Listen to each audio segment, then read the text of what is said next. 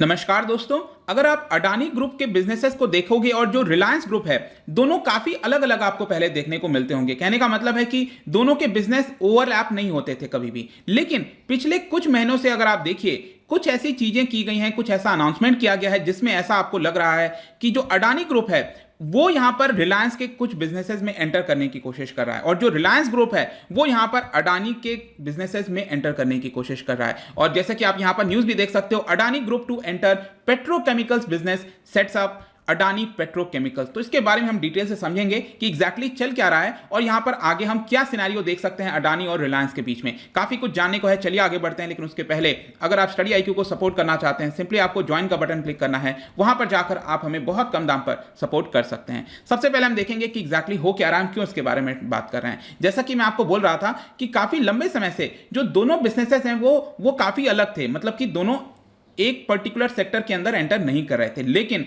ये जो पूरा मामला है ये अब खत्म होने वाला है, क्योंकि जो मार्केट शेयर को लेकर डोमिनेंस है वो दोनों बिजनेस अब ट्राई करेंगे उसको लेने की। जैसे कि फॉर एग्जांपल मैं आपको सबसे पहले बताता हूं, जून के महीने में मुकेश अंबानी की जो कंपनी है रिलायंस इंडस्ट्रीज लिमिटेड, आपको याद होगा उस समय एक एजीएम हुआ था, एनुअल जनरल मीटिंग। तो वहां पर मुकेश अंबानी ने अनाउंस किया था कि जो रिलायंस इंडस्ट्रीज है वो क्लीन एनर्जी में एंटर करेगा। क्लीन एनर्जी, अब ध्यान रखिएगा, अडानी जो है वो बहुत तेजी से ऑलरेडी एंटर कर चुका है ग्रीन एनर्जी की तरफ, जहां पर सोलर पावर वगैरह जनरेशन हो गया, इस तरह की जो चीजें हो गई रिन्यूएबल सोर्सेज को लेकर, उसमें ऑलरेडी वो एंटर कर चुका है अडानी ग्रुप। लेकिन मुकेश अंबानी ने अनाउंस किया था कि हम भी इसमें काफी बड़ी मात्रा में अब एंटर करने वाले हैं। और स्पेशली आप देख भी सकते हो अडानी ग्रीन एनर्जी लिमिटेड का अगर आप शेयर प्राइस देखोगे तो पिछले 1-1.5 साल में बहुत ज्यादा तेजी से उछला है। ये आप क्लियरली देख सकते हो, पिछले 5 साल में 870 आपको प्लस दिख रहा होगा।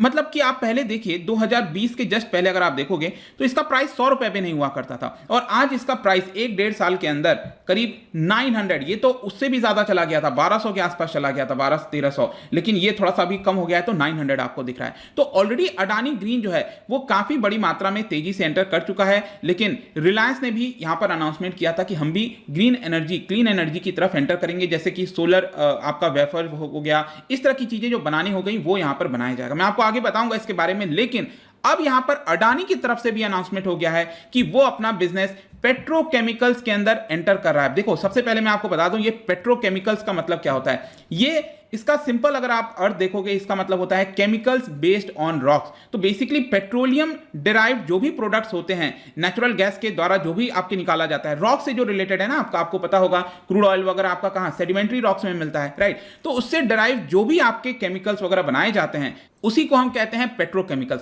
और देश में इस समय अगर आप देखिए तो जो रिलायंस इंडस्ट्रीज है वो सबसे बड़ा प्लेयर है पेट्रोकेमिकल्स के अंदर, उससे बड़ा कोई प्लेयर नहीं है। मैं आपको आगे बताता भी हूं। लेकिन यहां पर अब क्या हुआ है, अडानी ग्रुप ने जस्ट पिछले महीने की एंड में यहां पर अनाउंस किया था कि वो एक नया कंपनी, बिजनेस एंटिटी सेटअप कर रहा है जिसका नाम है अडानी पेट्रोकेमिकल्स लिमिटेड, जिसके तहत ये जो कंपनी है वो रिफाइनरीज हो गया। रिफाइनरीज आपने कई जगह सुना होगा, यहां पर जामनगर में काफी बड़ी रिफाइनरी है रिलायंस की, तो रिफाइनरी हो गया, पेट्रोकेमिकल कॉम्प्लेक्सेस हो गए, स्पेशलिटी केमिकल्स हो गया, ये सारे प्रोडक्ट्स को गुजरात में मैन्युफैक्चर किया जाएगा। तो जो अडानी है वो भी गुजरात के अंदर ये जो बड़े बड़े प्लांट्स हैं और ये सारी चीजें एग्जीक्यूट करने वाला है। देखिए, एक्सपर्ट्स का जहां तक अगर आप मानना देखोगे, उनका ये कहना है कि अडानी को अभी रिलायंस का जो स्केल है, मतलब रिलायंस जिस स्केल पर काम कर रहा है पेट्रोकेमिकल बिजनेस में, वहां तक आते आते अभी बहुत लंबा समय लग जाएगा। जैसे कि फॉर एग्जांपल अगर उनको 10 million turns per annum capacity का भी प्लांट लगाना है तो उसमें करीब 30 से 35 हजार करोड़ खर्च होगा और काफी लंबा समय इसमें लग सकता है।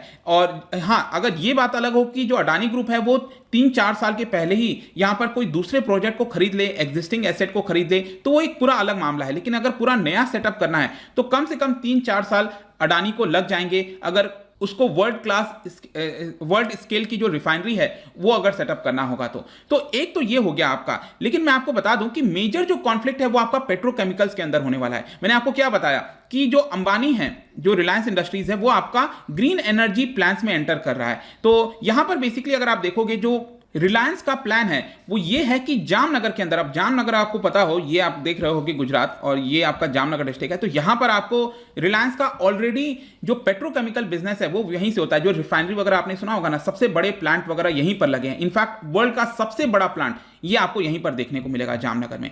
तो यहीं पर बताया जा रहा है कि जो रिलायंस है वो एक ग्रीन एनर्जी गीगा कॉम्प्लेक्स बनाएगा 5000 एरियाज में, एकर्स में, 5000 एकर्स इन जामनगर में वो क्रिएट किया जाएगा, जहां पर end to end renewable energy ecosystem बनाए जाएंगे। अब इसके तहत क्या होगा, एक प्रकार का ये रॉ मटेरियल सप्लायर बन जाएगा। बेसिकली मेरा कहने का मतलब यह है यहां पर कि अगर हम ग्रीन एनर्जी में देखें तो कोई बहुत ज्यादा कॉन्फ्लिक्ट शायद नहीं हो, क्योंकि यहां पर रिलायंस का जो प्लान है वो एक प्रकार से रॉ मटेरियल को बनाना है। जैसे आपने देखा होगा कि सोलर पैनल्स वगैरह होते हैं तो उसमें आपके वेफर बना होता है ना, जो सोलर वेफर जिसको हम कहते हैं, फिर उसको ज्वाइन करके पूरा आपका सोलर जो पैनल वगैरह है वो बनाए जाते हैं। तो बेसिकली क्या है ना, रिलायंस ये बनाने वाला है रॉ मटेरियल, और अडानी क्या है वो बेसिकली जो सेटअप वगैरह करते हैं ना, जो बड़े बड़े प्लांट्स वगैरह लगाते हैं उसको वो लगाएगा। तो एक प्रकार से अडानी बायर भी बन सकता है अंबानी का, आप यूं समझिए। तो इसमें डायरेक्ट कॉन्फ्लिक्ट उतना शायद नहीं लग रहा है जो ग्रीन एनर्जी वाला प्लान है, लेकिन मेन यहां पर जो कॉन्फ्लिक्ट है वो आपका पेट्रोकेमिकल्स के अंदर देखने को मिल रहा है, क्योंकि पेट्रोकेमिकल्स इस समय रिलायंस सबसे बड़ा प्लेयर है जैसा मैंने बताया, और उनका अगर आप कैपेसिटी देखो जामनगर के अंदर ही 2 रिफाइनरी आपको मिलेगी वहां पर, और 1.24 मिलियन बैरल्स पर डे की कैपेसिटी है, जो कि वर्ल्ड का बिगेस्ट सिंगल लोकेशन फैसिलिटी है आप कह सकते हो। और उनके पास टेक्नोलॉजी ऐसी है ताकि उसको काफी सस्ते दाम पर पूरा रिफाइनरी का प्रोसेस वो कर सकते हैं। और देश के अंदर भी अगर आप देखो तो 25% मार्केट शेयर अकेले रिलायंस के पास है। पूरे विश्व में अगर आप देखिए तो टॉप 10 के अंदर रिलायंस आता है।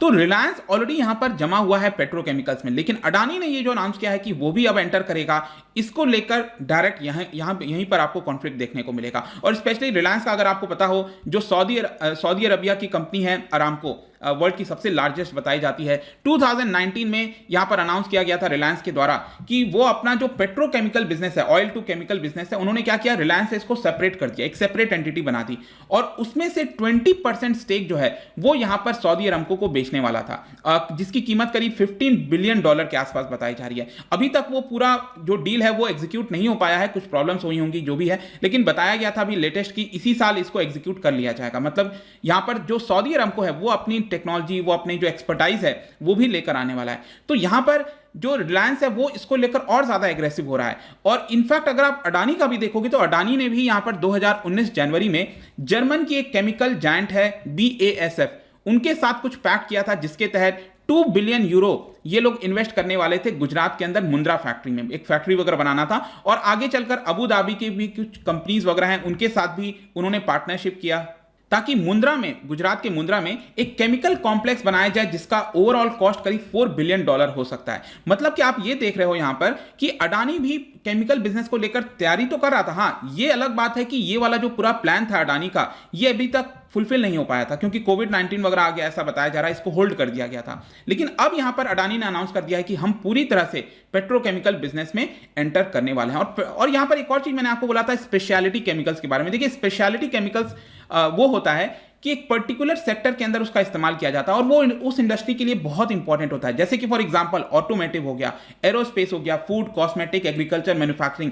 मतलब कि अगर इनके पास स्पेशलिटी केमिकल्स नहीं आएगा तो ये सेक्टर काम ही नहीं कर पाएंगे। तो स्पेशलिटी केमिकल्स का डिमांड बहुत तेजी से बढ़ता जा रहा है और बताया जा रहा है कि अभी करीब इसका 2018 में आप देखो तो $28 बिलियन का पूरा मार्केट है। ठीक है, ये बढ़कर $40 बिलियन हो जाएगा with in next 2 to 3 years. तो आप यूं समझ सकते हैं कि ये बढ़ने वाला है और ये मार्केट जो शेयर है, जो डिमांड बढ़ने वाली है, इसका मार्केट शेयर ज्यादा से ज्यादा रिलायंस तो लेने की कोशिश करेगा ही, लेकिन अब यहां पर अडानी लेने की कोशिश कर रहा है। और इसीलिए मैं कह रहा हूं कि अब डायरेक्ट कॉन्फ्लिक्ट आपको अडानी और रिलायंस के बीच में देखने को मिल सकता है एनर्जी सेक्टर में। तो ये पूरा वीडियो था, आपको आई होप कि समझ में आ गया होगा, क्योंकि रिसेंटली खबर आई थी कि यहां पर ये लोगों ने, अडानी ग्रुप ने यहां पर पेट्रोकेमिकल का बिजनेस, एक नया एंटिटी शुरुआत की है। तो मैंने सोचा कि इसको रिलेट करके आपको मैं यहां पर बता सकूं। जाने से पहले एक इंटरेस्टिंग क्वेश्चन, क्या आप मुझे बता सकते हो कि इन 4 में से कौन सा प्राइमरी केमिकल नहीं है? प्राइमरी केमिकल नहीं है, ये बताना है। इन 4 में से एक है जो कि सेकेंडरी केमिकल है वो आपका। ठीक है, इसका जो राइट आंसर है आपको पता ही है, मेरे इंस्टाग्राम पर तो आपको मिलेगा ही। वहां पर अगर आप नहीं हो कोई बात नहीं, टेलीग्राम से भी ले सकते हैं इसका सही उत्तर। मैं कई सारे एमसीक्यूज यहां पर डालता रहता हूं, स्टोरीज के फॉर्म में आप जाकर प्ले कर सकते हो। बाकी अगर आपको इसका पीडीएफ चाहिए तो टेलीग्राम पर आइए, अलग अलग सोशल मीडिया पर भी आप मुझसे यहां पर जुड़ सकते हैं। अगर आप यूपीएससी की तैयारी कर रहे हैं, किसी भी एग्जाम की प्रिपरेशन कर रहे हैं, आप हमारे ऐप को डाउनलोड करिए, studiiq.com पर भी जा सकते हैं। होप कि वीडियो आपको पसंद आया होगा। मिलता हूं आपसे next time, till then thank you very much, see you soon.